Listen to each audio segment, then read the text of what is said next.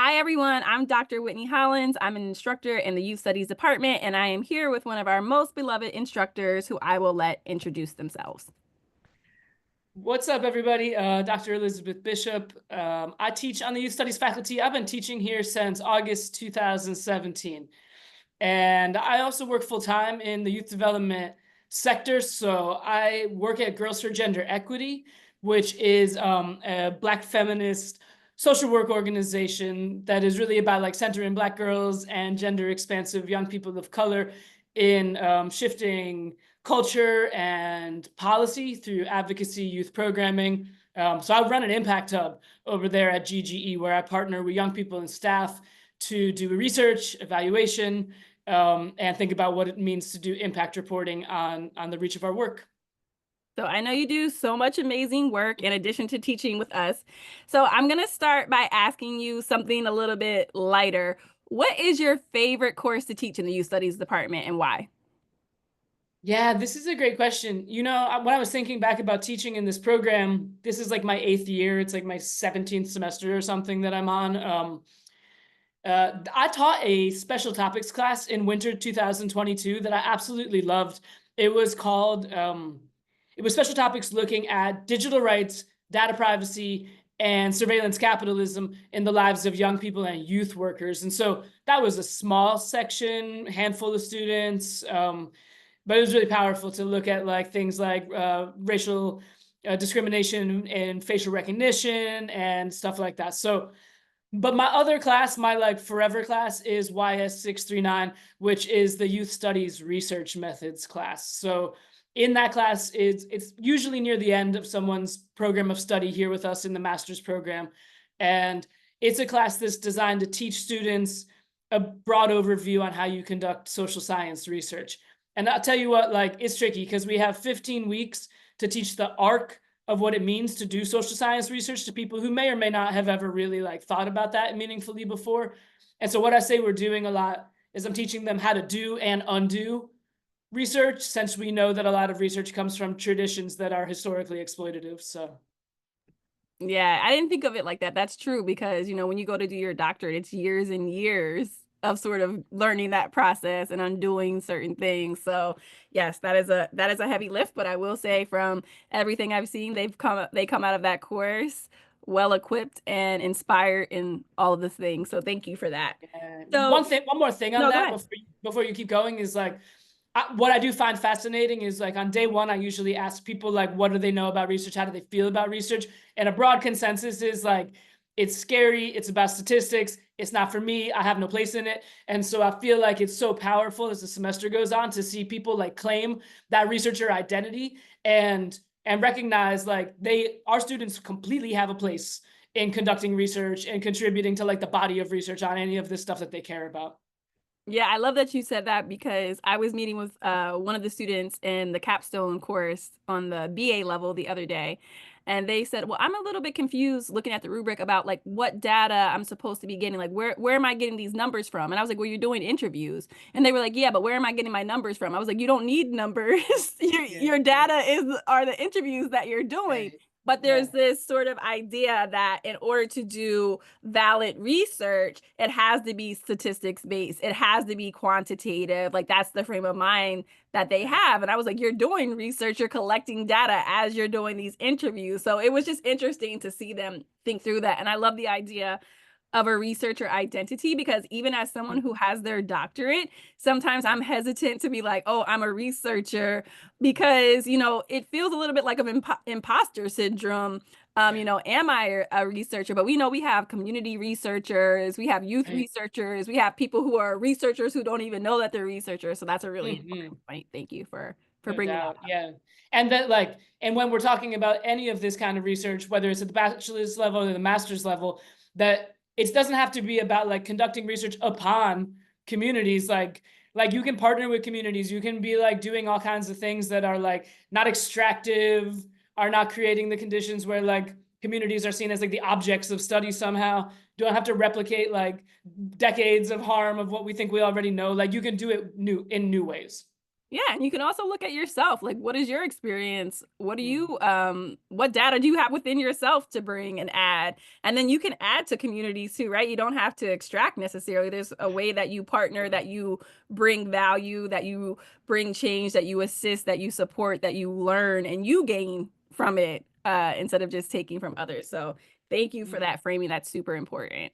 So I'm going to ask you a big question, and it sort of has two parts to it, okay. which is, with all the changes that are going on with this state that we're currently in, where people are feeling a little apprehensive, they're unsure what's going to happen.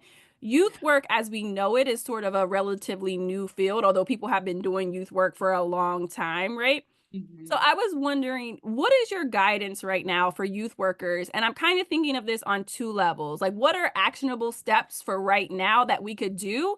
And then on a bigger level, what would you like to see happen, or what guidance can we have for overall for the field? Yeah, these are such important questions.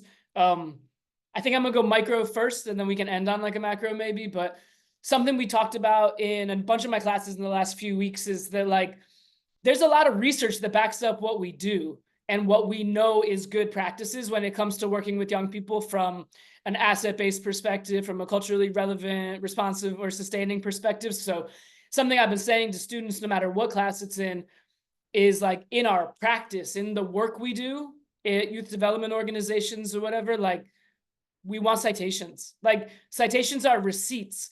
Citations demonstrate like you're not just out here with some sort of like radical proposition about like love or care or community well-being, but actually like research shows dot dot dot. So like even last week in my class, we just the formula we keep using is citations equal receipts, right? Like when you have citations to back up what you're doing, then it's not just like that you think it's a good idea to perhaps like affirm people's racial or gendered or whatever other identities, but actually we know something about like how you keep classrooms and communities safe when young people feel a certain way in spaces, and then that there's a ton of research that backs that up. So on a micro level, like I think that the field of youth development in New York City more broadly would be served by organizing those citations so that when a funder asks, or when a policymaker asks, or when a politician who doesn't know anything about any of this asks, that we can say, well, as a matter of fact, like the research shows dot dot dot, and so I think there's a real power, and it goes back to the research class too, but like we choose who we cite. Like you can carry on a tradition. Some traditions of research are harmful and extractive, and some are not. Some are like liberatory and about community care. So I actually think citation makes a really big difference in this moment when a lot of organizations are going to be asked to like prove kind of like the value of what they do or the legitimacy of it. And so I think that's huge.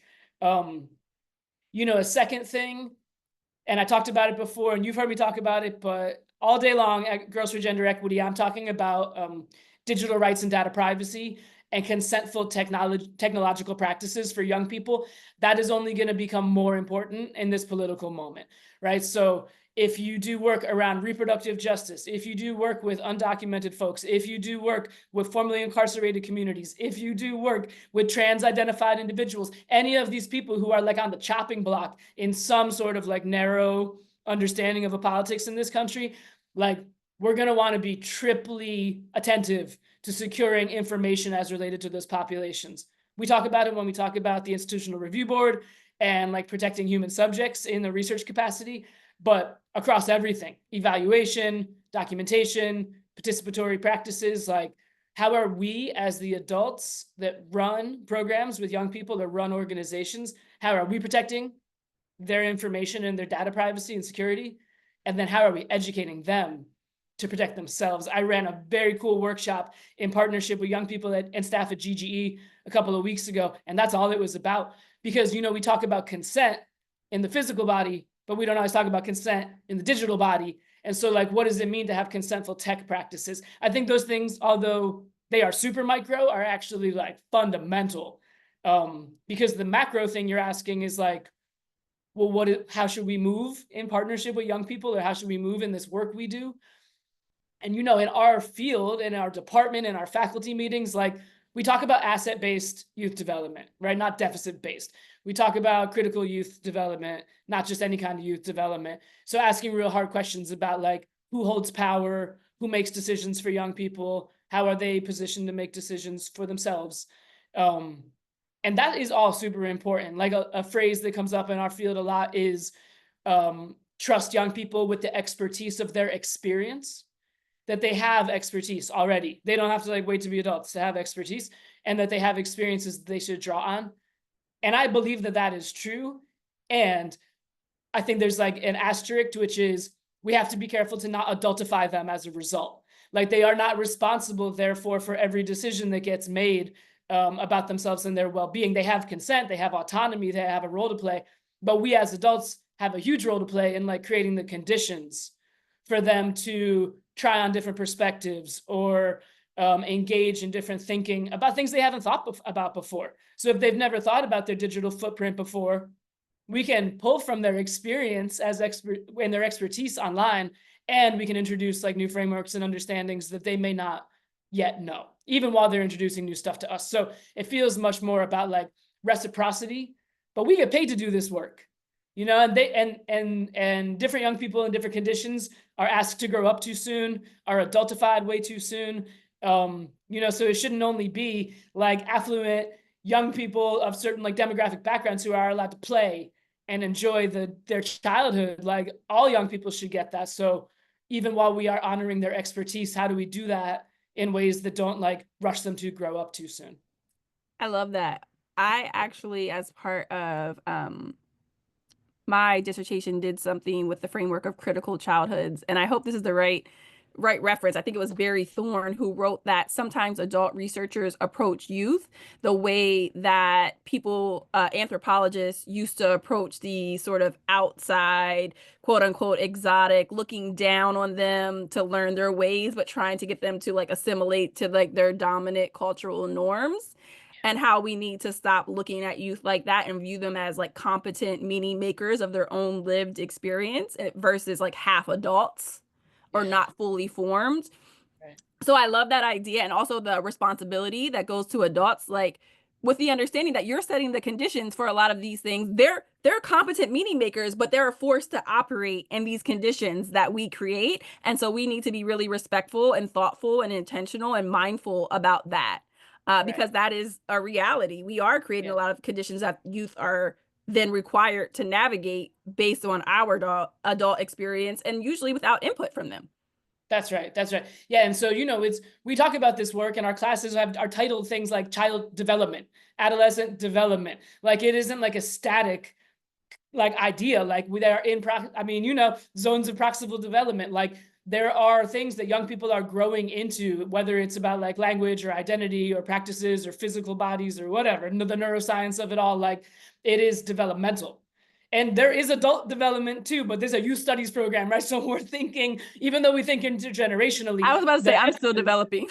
I'm saying all my life, right? But the emphasis in this program is about thinking about youth development. And so, how do we create the conditions for that, even while honoring the power that young people bring in their experience to whatever conditions it is that we support them or invite them into? I love that. Thank you so much. And then just to quickly affirm your experience, like again with the capstone, someone was writing something and what they were saying was super true, but there were no citations. And I was like, there's evidence to back this up.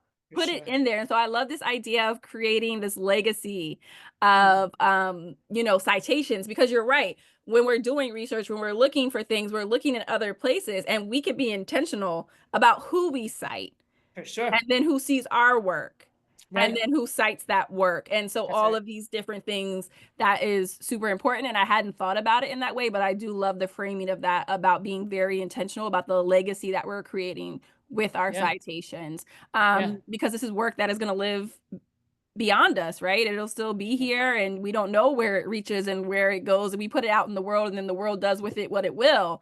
So we want to make Hmm. sure that what we're putting out in the world, we're very intentional about, and that we are spreading the vibes and the message that Hmm. we want, and we're exposing people to this liberatory, as you were saying, research and writing, that we can, because they may see, read your work and see a citation, like, oh, I wonder what this is about, and then go check it out. And That's right. sometimes that those citations almost come as like a stamp of approval Right. or, vouching for someone. And you may not mean it like that, but it can seem like that. Like, oh, Dr. Bishop put this in her work. So and their Mhm. work. So, we may use this. So that's important.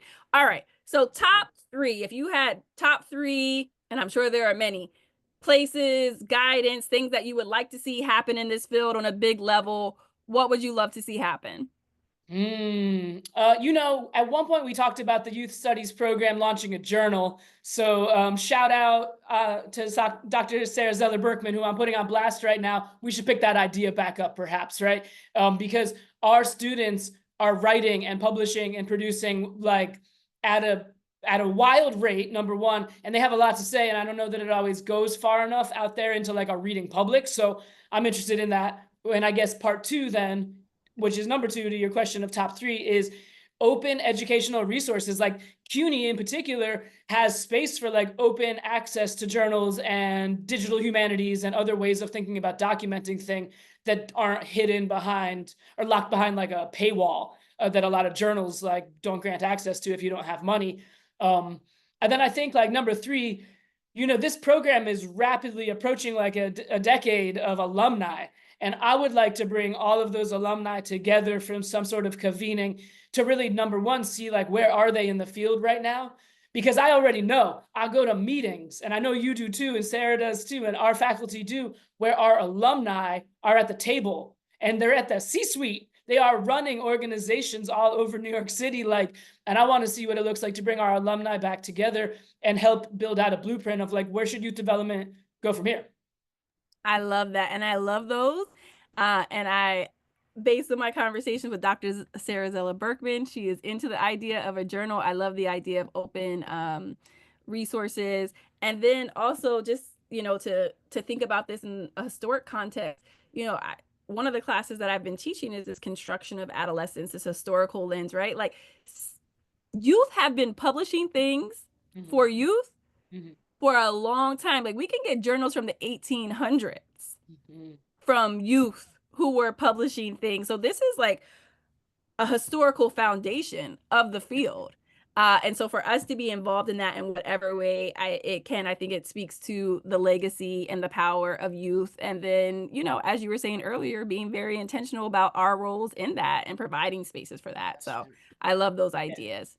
Any And I final hope, thoughts? like, yeah, I mean, I think my final thought is just like, a lot of people who have gone through our program have said to me, because I've taught everyone who's ever graduated from the master's program, they have to go through my class to graduate. So I feel like I know our program really well. And people always say, like, I didn't know there was a program like this out there. Like a lot of people thought, like, I guess I need to go be a teacher or I guess I need to go be a social worker.